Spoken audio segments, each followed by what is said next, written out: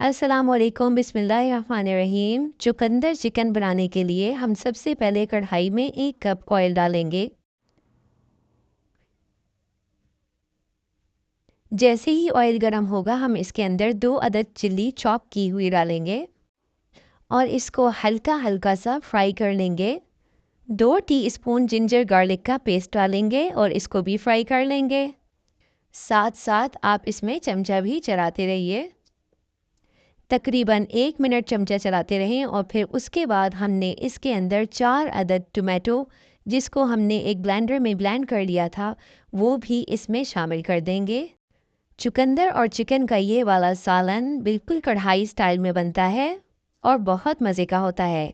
तेज़ आंच पे इसको आप फ्राई कर लीजिए। आपकी आसानी के लिए हमने यहाँ पर ये सारे मसाले लिख दिए हैं, आप इसको नोट कर लीजिए। अब हम ये सारे मसाले इस कढ़ाई के अंदर डाल देंगे और इसको भी चमचे से मिक्स कर लेंगे और हल्का हल्का फ्राई करेंगे। आपने इसको जब तक फ्राई करना है जब तक कि ऑयल सेपरेट नहीं हो जाता।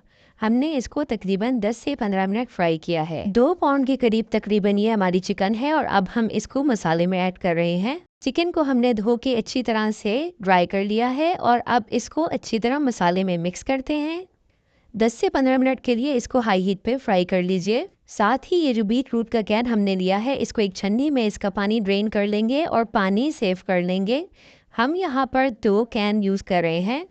अब ये जो बीट रूट हमने लिया है, इसको हम 4 पीसेस में कट कर लेंगे और सारे के सारे बीट रूट को इसी तरह कट कर लेंगे। हमने यहाँ पर 2 कैन यूज़ किए हैं। अब इसको कढ़ाई में हम ऐड कर रहे हैं। अब हम इसमें सोया ऐड करेंगे, जो कि ग्रीन कलर का होता है और बहुत आसानी से बाज़ार में मिल जाता है। ये हमने काट कर अपने पास फ्रीज़ करा हुआ था। इसको तकरीबन हमने 2 टेबल स्पून ऐड करना है।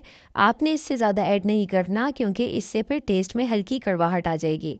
थोड़ा सा आपने बस इसमें ऐड करना है, जिससे इसका फ्लेवर बहुत ज़्यादा इन्हेंस हो जाएगा, बढ़ जाएगा। साथ ही साथ ये जो बीट रूट का जूस हमने सेव किया था, उसमें से तकरीबन 1 कप हमने इसके अंदर ऐड कर दिया और अब हम इसके बॉयल का वेट कर रहे हैं।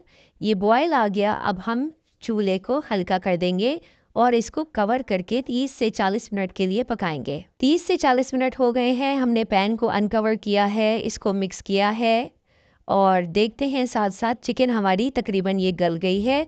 अब हम चूल्हे की आंच तेज़ कर देंगे और सालन को अच्छी तरीके से भून लेंगे। नान, पूरी, बॉयल चावलों के साथ और पराठे के साथ ये सालन बहुत मज़े का लगता है। ऑयल सेपरेट हो गया और सालन हमारा रेडी है। हम अब चूल्हे को बंद कर देंगे। उम्मीद है आपको हमारी रेसिपी ज़रूर पसंद आई होगी।